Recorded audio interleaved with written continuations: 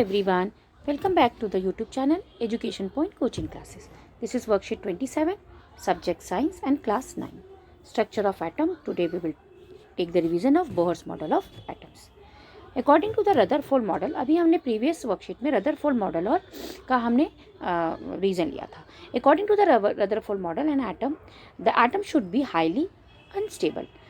How the stable existence of an atom is possible and explain. We learned that the Rutherford model of the atoms have some drawbacks. अभी हमने drawbacks पढ़ा भी था previous worksheet में. Like क्या, इनका revolution of electron of a circular orbit is not accepted. हम accept नहीं कर सकते हैं कि इलेक्ट्रॉन जो है सर्कुलर ऑर्बिट में मूव करता है, इससे वो स्टेबल नहीं रहेगा. So in order to overcome the objection raised again the Rutherford model of the Niels Bohr ने नील्स बोर एक साइंटिस्ट थे, उन्होंने अपना एक मॉडल दिया. And according to this model put forward a model is known as a Bohr's model of atoms. So what is this a Bohr's model of atoms? You can see that Niels Bohr 1962 में अपना postulate दिया. His model was an atoms in the 1922 which one of the main feature of जो उसके main features है postulate को आपको बता रहे हैं यहाँ पे. It was a great revolution in the science doing after the Bohr's model of postulate. Inside atoms the electron revolves around the nucleus. जो एटम्स के अंदर जो इलेक्ट्रॉन होते हैं वो न्यूक्लियस के अराउंड एक स्पेशल ऑर्बिट में, जिसको हम डिस्क्रीट ऑर्बिट कहते हैं, एक स्पेशल ऑर्बिट में जिसको हम डिस्क्रीट ऑर्बिट या शेल कहते हैं, एज दे आर डिफरेंट, जिनके एनर्जी लेवल डिफरेंट होते हैं, उसके अंदर मूव करते हैं. ठीक है, सर्कुलर पाथ में ना मूव करके डिफरेंट शेल में मूव करते हैं जिनका अपना एनर्जी लेवल डिफरेंट होता है. दूसरा पॉस्टुलेट था an electron does not radiate energy.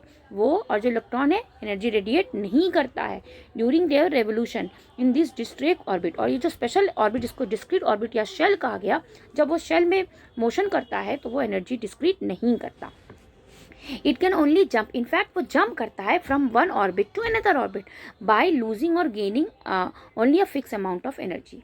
कुछ फिक्स्ड अमाउंट ऑफ एनर्जी को, बहुत ही रेयर, जिसको हम नेग्लिजिबल कहेंगे, अमाउंट ऑफ एनर्जी को लूज और गेन करके वो जंप करता है एक शेल से दूसरे शेल में.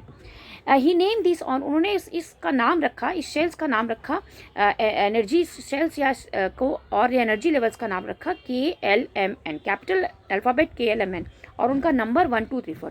मतलब पहला जो है ये अगर न्यूक्लियस है, उसके बाहर ये न्यूक्लियस है, ये पहला ऑर्बिट है, दिस इज K, और orbit number 1, this is your second orbit, it put the name L. Orbit number 2, this is your third orbit, 3 M and the so on. इस तरह से इसका नाम रखा गया, अलग अलग शेल का नाम था.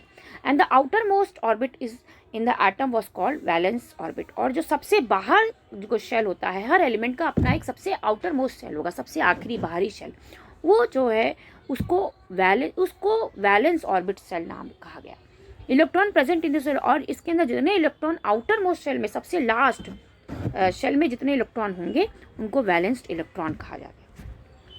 And the maximum number of electron which can revolve in the energy shell is fixed. और हर एनर्जी शेल जो है KLMN में जो नंबर ऑफ इलेक्ट्रॉन वो फिक्स है.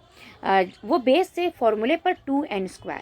मतलब अगर आपको K शेल पता लगाना है तो K फर्स्ट शेल है, तो 2 इंटू, यहाँ K में n इज इक्वल्स टू 1 है, 1 का स्क्वायर, तो K में मैक्सिमम 2 इलेक्ट्रॉन हो सकते हैं. L देख लो, L सेकेंड शेल है, इस फॉर्मूले में 2 इंटू n की जगह 2 का स्क्वायर, तो ये कितना हो जाएगा, 8 शेल हो जाएगा.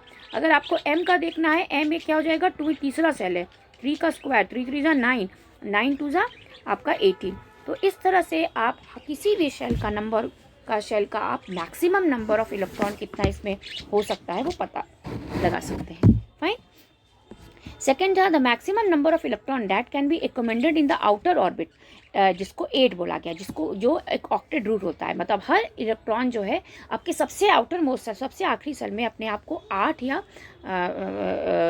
ऑक्टेट रूट कंप्लीट करने के लिए 8 इलेक्ट्रॉन्स कंटिन्यू रखता है. Second is your neutron. Neutron is the third subparticle. Another subatomic particles is called neutron. It was discovered by the scientist James Chadwick in 1932. And neutron has a no charge, and its mass is nearly same as the mass of the proton. Number of mass of the proton. Mass जो है, और इस पे neutron पे कोई charge नहीं होता है, no charge. Fine. And neutron को जो है n से रिप्रेजेंट किया गया. He he said that the neutrons are present in nucleus along with proton. जो न्यूक्लियस के अंदर जो है न्यूट्रॉन और प्रोटॉन के अलॉन्ग जो है न्यूट्रॉन प्रेजेंट होते हैं, fine. And thus the most of the mass of the atom is concrete inside the nucleus because the electron mass is negative. ठीक है. Thus the most of the mass of the atom is concentrated inside the nucleus because electron mass is negligible.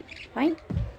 So let us do some practice question over here. You can see the question number first is that state the two main postulate of Neil Bohr model of an atom. अभी हमने discuss किया था postulate. ये two postulate are the main two postulate of the Niels Bohr's. Fine, you can write from here. Question number 2 is that how did Bohr's model of an atom overcome the drawback of other model? Bohr's model ने कैसे overcome कर दिया? Because Bohr's ने ये explain कर दिया था इससे कि जो है इलेक्ट्रॉन जो है वो रेडिएट नहीं करता revolution in the direction discrete, बल्कि वो जंप करता है. इससे एनर्जी लेवल बैलेंस रहते हैं. और उन्होंने ही नेम द ऑर्बिट्स का नाम जो है KLMN के साथ रख दिया. इसलिए ये ओवरकम करता है रदरफोर्ड के ड्रॉबैक्स को. What is the third one?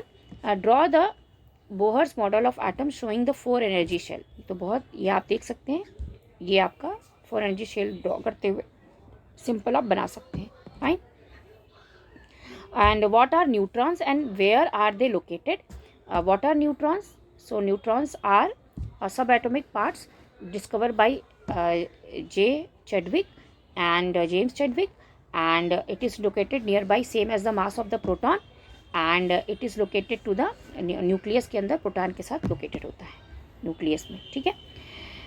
Question number 5, what is a valence orbit or shell and valence electron? Valence orbit क्या होता है और valence shell? तो आप the outermost orbit in the atom is called valence orbit, and the electron present in it is called valence electron.